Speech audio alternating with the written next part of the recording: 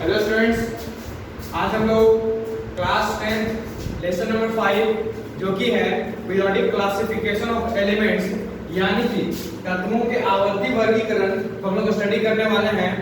तो स्टडी करने से पहले यानी आगे बढ़ने से पहले आप लोग ये वर्ड मीनिंग को राइट कर लीजिए अपना कॉपी में।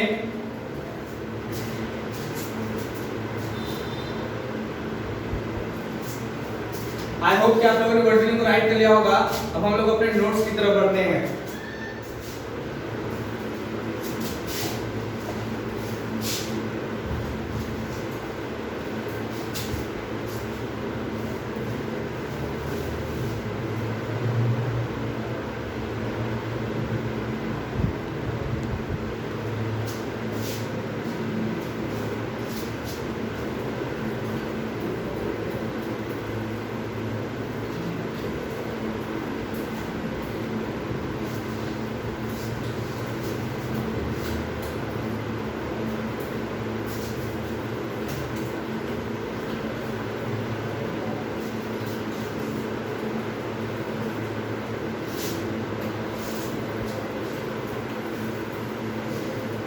तो इसमें स्टार्ट करने से पहले हम लोग सबसे पहले ये जानेंगे कि क्लासिफिकेशन जो होता है उसका मतलब क्या है, यानी कि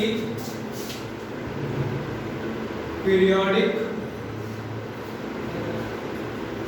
क्लासिफिकेशन ऑफ एलिमेंट्स। ठीक है, तो सबसे पहले हम लोग जानेंगे कि क्लासिफिकेशन यानी कि वर्गीकरण क्या होता है। ठीक है, तो क्लासिफिकेशन को अगर डिफाइन किया जाए, it is the way to identify the similar species, identify the similar species and group। तो क्लासिफिकेशन में क्या क्या आता है, सिमिलर स्पेसीज को एक ग्रुप में रखा जाता है और कुछ मतलब कि हर एक ग्रुप में अपना अपना प्रॉपर्टीज होता है। ठीक है, हर एक स्पेसीज का अपना प्रॉपर्टीज होता है। तो जिसमें जिन स्पेसीज का यानी कि प्रॉपर्टी सेम होता है उसको एक ग्रुप में रखा जाता है, तो इसी को हम लोग क्लासिफिकेशन करते हैं। ठीक है, तो जैसे कि एनिमल को एक ग्रुप में रखा गया है, प्लांट को एक ग्रुप में रखा गया है, तो इस तरह के क्लासिफिकेशन इसको हम लोग क्लासिफिकेशन करते हैं। ये क्लासिफिकेशन इसलिए भी किया गया था ताकि हम लोग एलिमेंट्स को बढ़िया से स्टडी कर सके। तो इसमें एलिमेंट्स का क्लासिफिकेशन इसलिए किया गया है ताकि जो एलिमेंट्स है उसमें किसका प्रॉपर्टीज किसके साथ मिलता है ये हम लोग को पता चले। ठीक है, तो इसमें पूरी तरह से पीरियोडिक क्लासिफिकेशन के बारे में स्टडी करेंगे। तो इसमें हम लोग जो सबसे पहला टॉपिक पढ़ेंगे, जानेंगे कि पीरियोडिक टेबल का मतलब होता है एलिमेंट्स को अरेंजमेंट करना। ठीक है, एलिमेंट को कितना भाग में बांटा गया है, कैसे बांटा गया है, किसका प्रॉपर्टीज किसके साथ मिलता है, ये सब के सब पीरियोडिक टेबल में दिया हुआ है। ठीक है, तो इसमें जो सबसे पहला क्लासिफिकेशन आता है, क्लासिफिकेशन ऑफ पीरियोडिक टेबल यानी कि एलिमेंट्स का क्लासिफिकेशन ऑफ एलिमेंट्स में वो आता है लावोजियर का।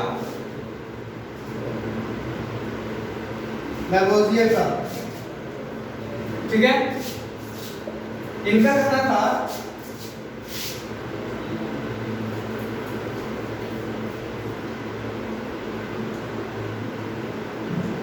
he divided or classified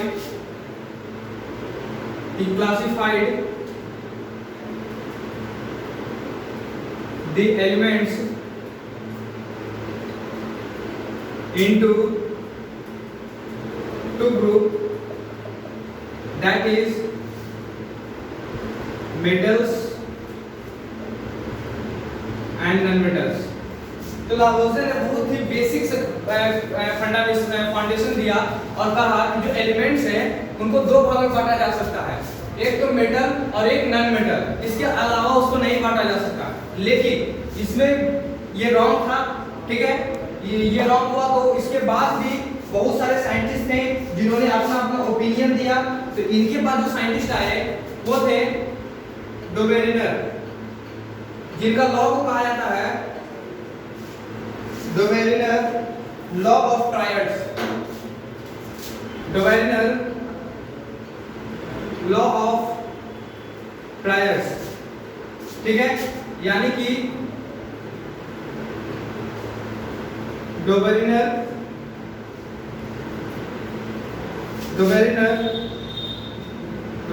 का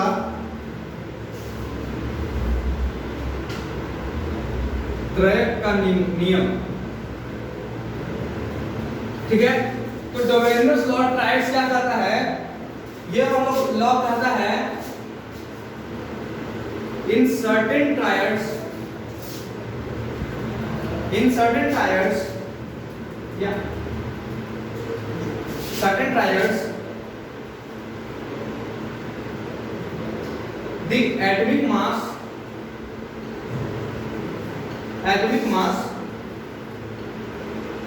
of the central element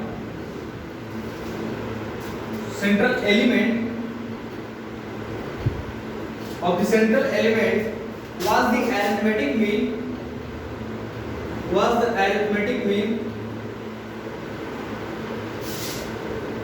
arithmetic mean of atomic masses of the other two elements, ठीक है। जिसका एग्जांपल में है, एग्जांपल में ले लो लिथियम 7, सोडियम 23 एंड पोटासियम 39, ठीक है। Drawback example FeCO9। देखो इसमें क्या हुआ, उनका कहना था, डोबेरिनर ऑफ ट्रायड्स का कहना था कि उन्होंने ट्रायड का मतलब होता है 3 एलिमेंट्स, ठीक है। जिस तरह से ये 3 एलिमेंट्स है, ये Li Na यानी कि लिथियम, सोडियम, पोटासियम, ये इसी तरह से उन्होंने एलिमेंट्स को बांटा, ठीक है। और उनका कहना था कि जो ये एलिमेंट्स जो अरेंज किए हुए हैं उसमें जो पहला एलिमेंट है और जो लास्ट का एलिमेंट है वो दोनों का जो अरिथमेटिक सम आएगा वो इसके एलिमेंट के एटॉमिक मास के बराबर आएगा। अंडरस्टैंड?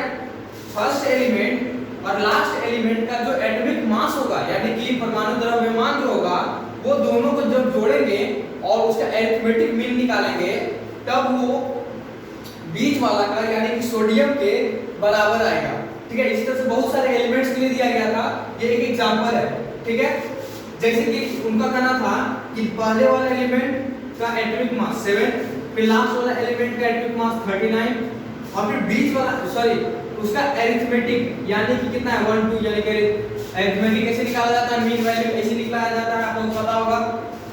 इसको जब ऐड किए तो 46/2 यानी कि 23, तो ये है 23, यानी कि जब लास्ट वाला एलिमेंट और जब फर्स्ट वाला एलिमेंट और लास्ट वाला एलिमेंट को आपस में सम किए तो क्या आया, मिडिल वाला एलिमेंट का एटॉमिक मास आया। ये इनका कहना था, in certain triads the atomic mass of the central atom was the arithmetic mean of atomic masses of other two elements। अलग दो एलिमेंट्स का जो अरिथमेटिक मीन होगा उस मास का वो सेंट्रल एटम के अरिथमेटिक मास के बराबर होगा, ठीक है। इसका ड्रॉबैक लेकिन ये था कि जैसे कि आयतन या कोवर्ट निकल, इसमें ये लॉ फॉलो नहीं होता था, कुछ लिमिटेड ट्रायड्स ही थे इसमें, यानी कि ज्यादा पूरा एलिमेंट्स से क्लासिफाई नहीं कर पाया था, ठीक है। ये इसका ड्रॉबैक था। तो इसमें भी हम लोग को बात नहीं बना, यानी कि अभी पूरी तरह से डिफाइन नहीं कर पाया, तो हम लोग आगे बढ़े न्यूलैंड्स लॉ ऑफ ऑक्टेव्स पे। सबसे पहले लावोज़िए ने दिया, फिर डोबेरिनर लॉ ऑफ ट्रायड्स आया, फिर उसके बाद आया न्यूलैंड्स लॉ ऑफ ऑक्टेट्स, इसके बाद आया हम लोग का fourth Newlands law of octaves.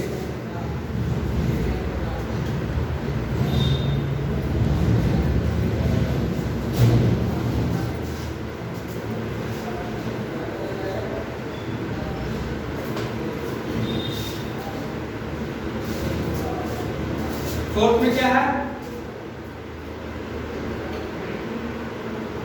Newland law of octets, यानी कि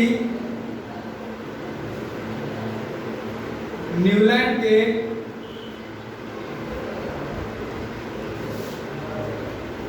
सप्तक नियम। इस लॉ में उन्होंने कहा था, इनका कहना था, न्यूलैंड का कहना था, the elements are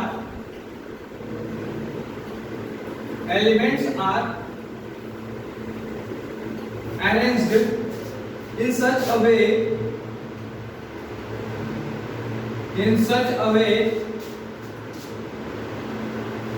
that the eighth element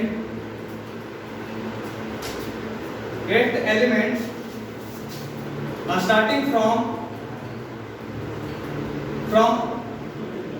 a given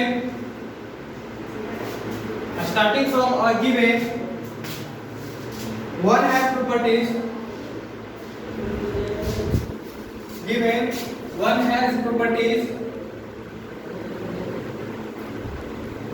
properties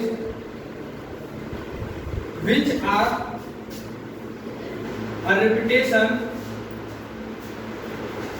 repetition of those of the first if arranged in order of increasing atomic weight like 8 note of musical scale। Drawback का मतलब होता है कमी।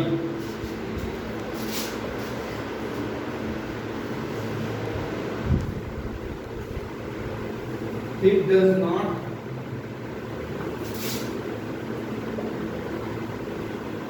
give place to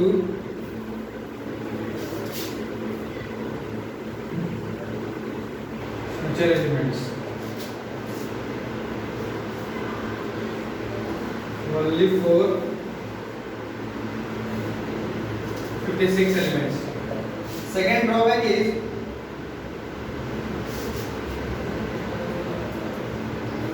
to fit elements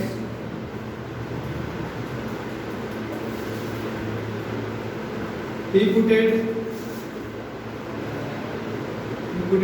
two or more elements in same column,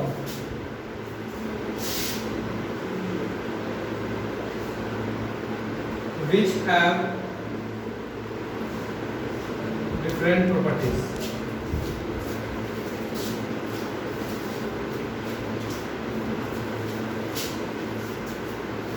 अब क्या हुआ, Newlands law of octets यानी कि न्यूलैंड के सप्तक नियम में उन्होंने कहा the elements are arranged in such a way that the eighth element starting from a given one has properties which are a repetition of those of the first if arranged in order increasing atomic weight like 8 note of musical scale।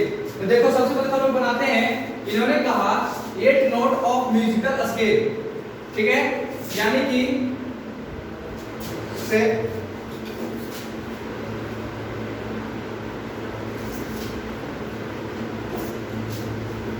सा रे गा मा सा गा नी।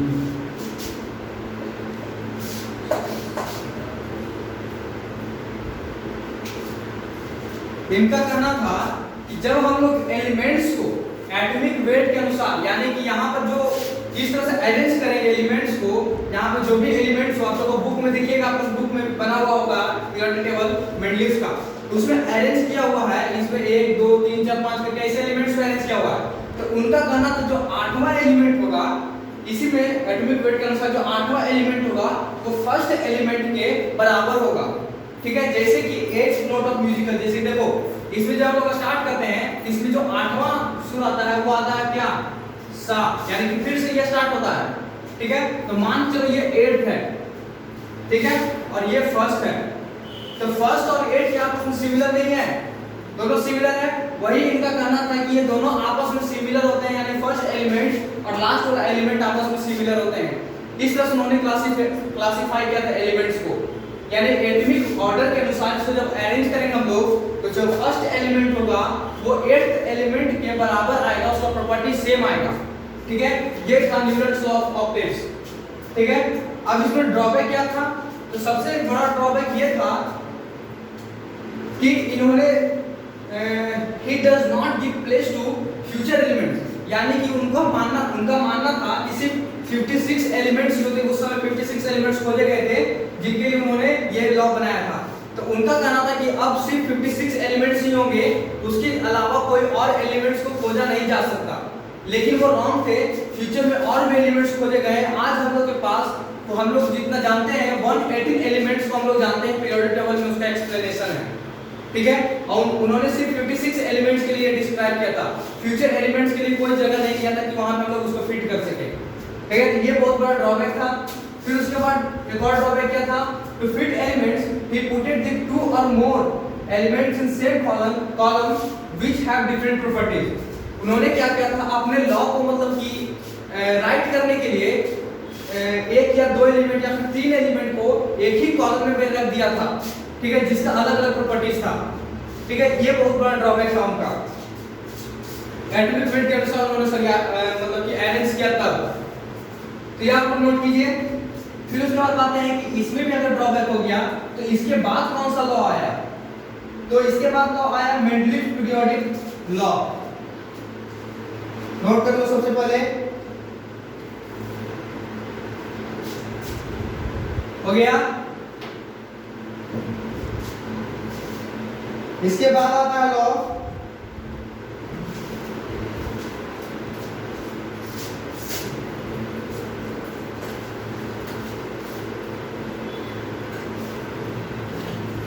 Mendeleev's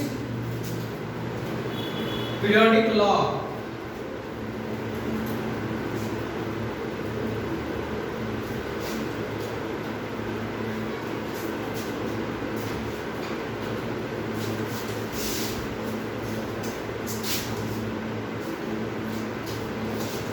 fifth में आया हमारा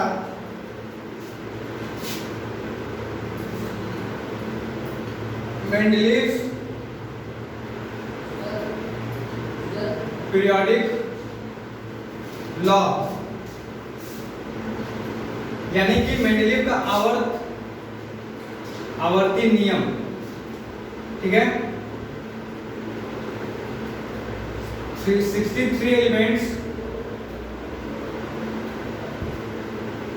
discovered. इस समय तक यानी कि मेंडलीव के समय तक 63 एलिमेंट्स को डिस्कवर किया जा चुका था। हाँ, तो हम लोगों ने बात किया कि मेंडलीव पीरियोडिक लॉ के समय 63 एलिमेंट्स को डिस्कवर करके किया जा चुका था। तो उनका लॉ ये था, द प्रॉपर्टीज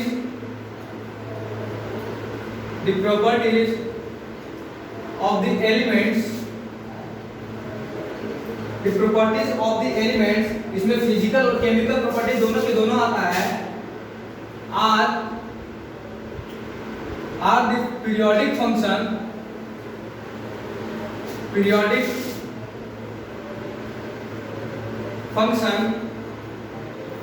of their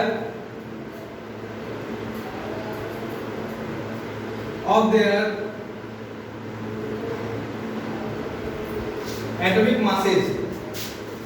ठीक है, वर्टिकल कॉलम एक बार राइट कर लीजिए, आप लोगों को समझाता हूं। group, horizontal row, periods.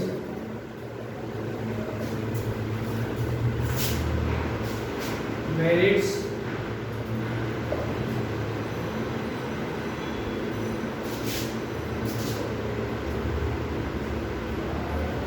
give physical and chemical properties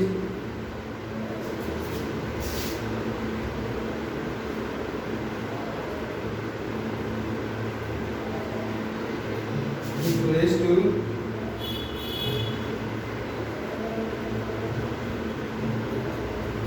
future elements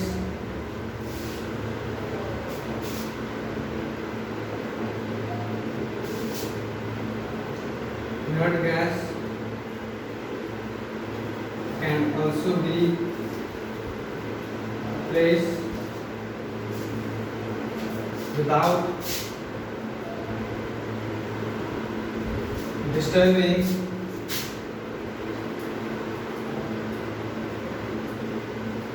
other elements. Now the limitations.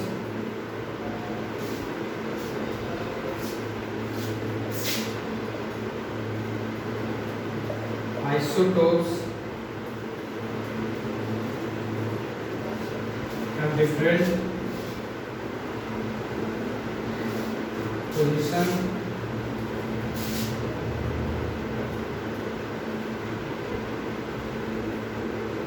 not correct position given to hydrogen. And last, atomic weight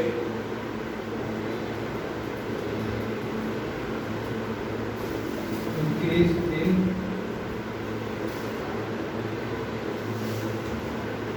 regular manner sometimes.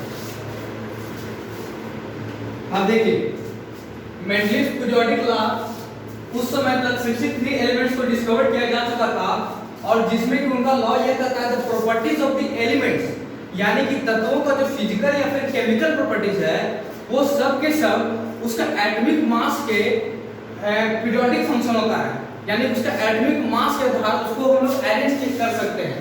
तो उन्होंने जो वर्टिकल कॉलम्स उन्होंने क्या किया, columns बनाया, रोज बनाया, ठीक है। जो वर्टिकल कॉलम था उसको ग्रुप कहा, हॉरिजॉन्टल रो को पीरियड कहा गया। उसमें मेरिट्स क्या क्या था, मेंडलीव पीरियोडिक लॉ में मेरिट्स ये था कि सबसे पहला मेरिट ये है कि वो फिजिकल और chemical properties, physical and chemical properties दोनों को जस्टिफाई कर रहा था। फिर उसके बाद उन्होंने फ्यूचर एलिमेंट्स को, यानी कि जो नहीं खोजा गया है उसके लिए भी उन्होंने जगह दिया था, यानी कि अगर भविष्य में अगर एलिमेंट्स को खोजा जाए तो वहां पर उसको पुट किया जा सकता है, रखा जा सकता है, ठीक है। और थर्ड ये था कि इनर्ट गैस अगर बाद में खोजा जाए तो भी उसको हम लोग पुट कर सकते हैं बिना किसी एलिमेंट को घसकाए हुए या फिर उसको बिना कोई डिस्टर्ब किए हुए। लेकिन इसमें भी लिमिटेशन था, इसमें भी कुछ प्रॉब्लम है, ठीक है। तो इसमें प्रॉब्लम क्या था, सबसे पहला प्रॉब्लम एक ही एलिमेंट के आइसोटोप्स को अलग अलग पोजीशन दिया गया था, यानी कोई आइसोटोप्स इस तरफ है तो कोई आइसोटोप्स उस तरफ, यानी कोई राइट में, कोई लेफ्ट में, कोई अपर में, कोई डाउन में, ठीक है। इस तरह से उसको अरेंज किया गया था, कोई मिडिल में। सेकंड पॉइंट ये है इसमें हाइड्रोजन को एक करेक्ट पोजीशन नहीं दिया गया था। देखो हाइड्रोजन जो होता है वो अल्काली मेटल का ही प्रॉपर्टी शो करता है और इनर्ट गैस यानी का भी प्रॉपर्टी शो करता है, नॉर्मल गैसेस का भी प्रॉपर्टी शो करता है, ठीक है। इसलिए इसको एक करेक्ट पोजीशन नहीं दिया जा सका उस समय। फिर थर्ड पॉइंट आया atomic weight not increase in regular manner some time, ठीक है। कभी-कभी क्या हुआ कि एटॉमिक वेट जो था वो रेगुलर मैनर में नहीं बढ़ रहा था, यानी कि कहीं पर क्या हुआ कि जो छोटा जिसका मतलब कि कम जिसका एटॉमिक वेट है उसको बाद में रखा गया और फिर जो ज्यादा है उसको पहले रखा गया, ठीक है। तो ये सब उसमें डिमेरिट्स था, यानी कि अवगुण था, कमी था, ठीक है। तो इसको भी सुधारने के लिए ये सब जो प्रॉब्लम था, तीन प्रॉब्लम जो यहाँ पे था, इसको भी सुधारने के लिए एक नया लॉ आया जिसको हम लोग कहते हैं मॉडर्न पीरियोडिक लॉ, जिसको अभी तक हम लोग जिसका टेबल बनाया गया है, जो टेबल जिन्होंने बनाया हेनरी जी जे मोज़ले ने, वो टेबल को हम लोग स्टडी करते हैं। ठीक है, वो बेसिस किस पे है, मॉडर्न पीरियोडिक लॉ पर, ठीक है। तो इसको आप नोट कीजिए। इसके बाद हम लोग मॉडर्न पीरियोडिक लॉ का स्टडी करते हैं, most important modern periodic law, और ये भी मोस्ट इंपॉर्टेंट, इससे बहुत क्वेश्चंस आएंगे। फिर करते हैं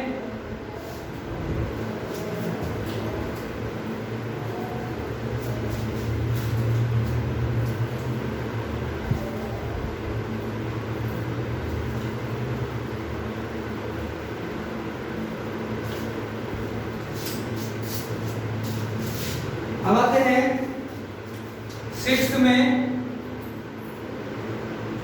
मॉडर्न पीरियोडिक लॉ।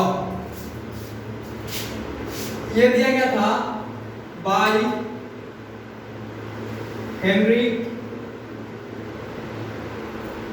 मोज़ले इन 1913। ये लॉ कहता है properties of the elements are the periodic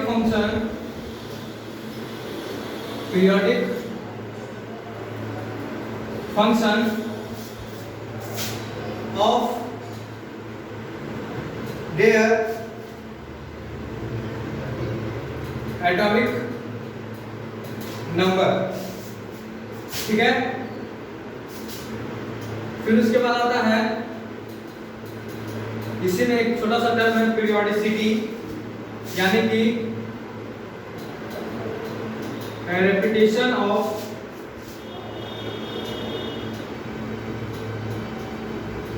similar properties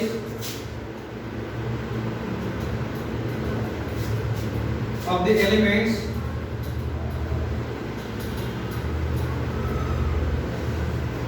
placed in a group। इसमें भी मेरिट्स होगा। इसमें मेरिट्स क्या क्या है,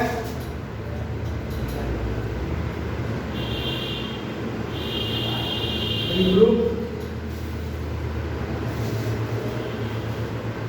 all elements have same valency।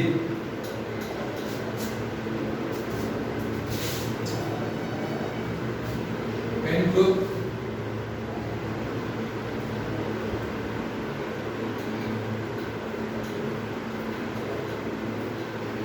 in period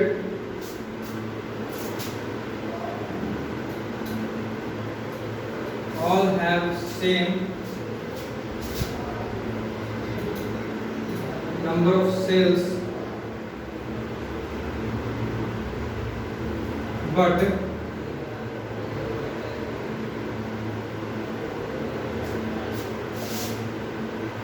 valence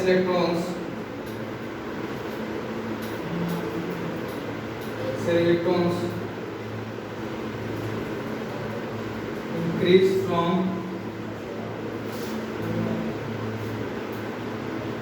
left to right।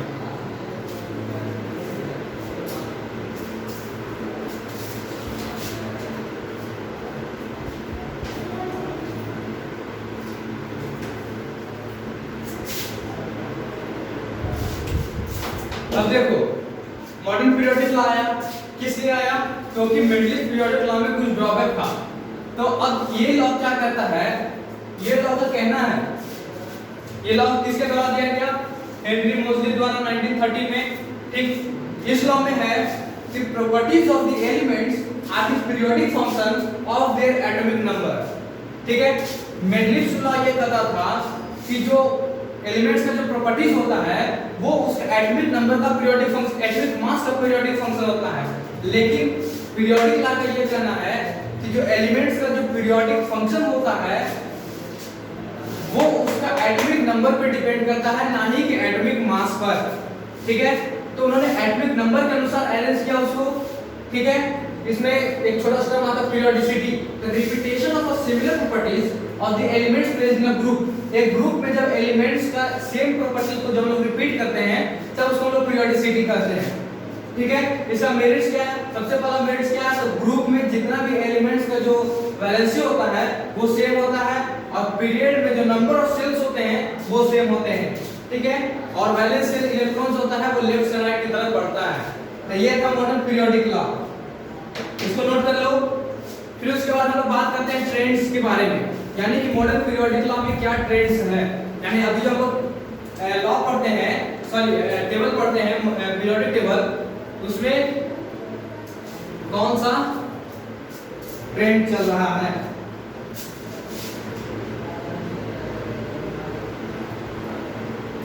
Trends first है atomic radius decreases,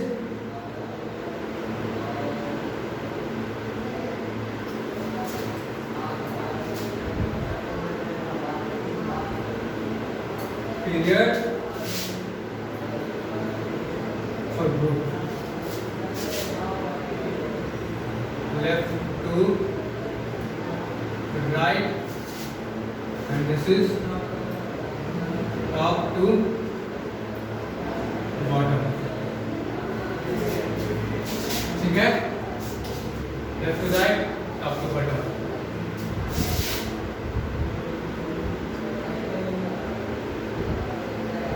Increase, increase। अब देखो राइट कर लेते सबसे पहले। Second is metallic character, third is non metallic character, fourth is electronegativity,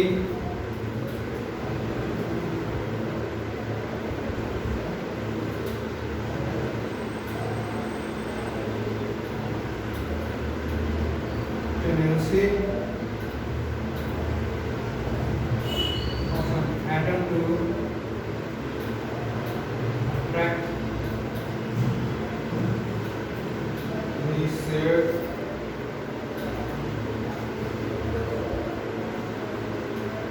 electrons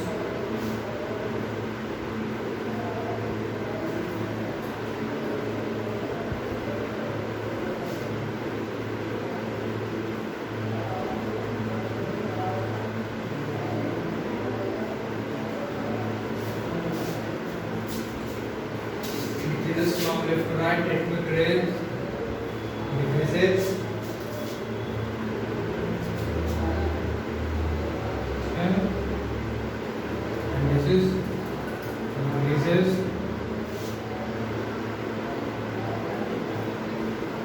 decreases, decreases।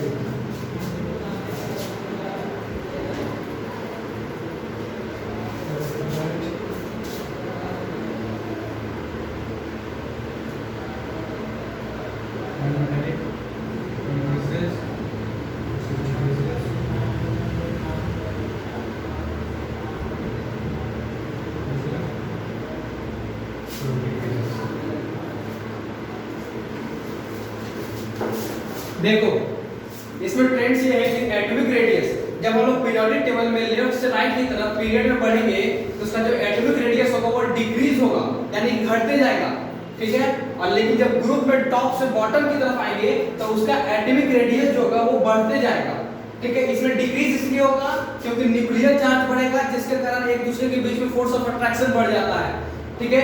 इसमें increase इसलिए होगा क्योंकि नंबर ऑफ सेल्स बढ़ेगा, आपस में दूरी बढ़ेगा, ठीक है। मेटालिक कैरेक्टर में क्या होता है, पीरियड में लेफ्ट से राइट जाने पर डिक्रीज करता है और ग्रुप में टॉप से बॉटम आने पर इंक्रीज करता है। नॉन मेटालिक कैरेक्टर क्या होता है, लेफ्ट से राइट जाने पर बढ़ता है और टॉप से बॉटम आने में डिक्रीज करता है, घटता है। इलेक्ट्रोनेगेटिविटी लेफ्ट से राइट जाने में बढ़ता है और टॉप से बॉटम आने में घटता है। इलेक्ट्रोनेगेटिविटी होता क्या है, tendency of an atom to attract the shared pair of electrons towards itself, यानी किसी भी एटम का इलेक्ट्रोनेगेटिविटी उसको करते हैं, यानी उसके पास जो एबिलिटी होता है किसी का भी इलेक्ट्रॉन्स शेयर जो हो रहा है उसको अपनी ओर अट्रैक्ट करना, उसको उसका इलेक्ट्रोनेगेटिविटी कहते हैं। ठीक है, तो यही था आप लोग का चैप्टर में। इसके साथ आप लोग का ये chapter periodic classification of element समाप्त होता है। आप लोग पीरियोडिक टेबल को पूरा 118 एलिमेंट्स को रिमेंबर कीजिएगा। ठीक है, ऑल द बेस्ट, पढ़ाई करते रहें।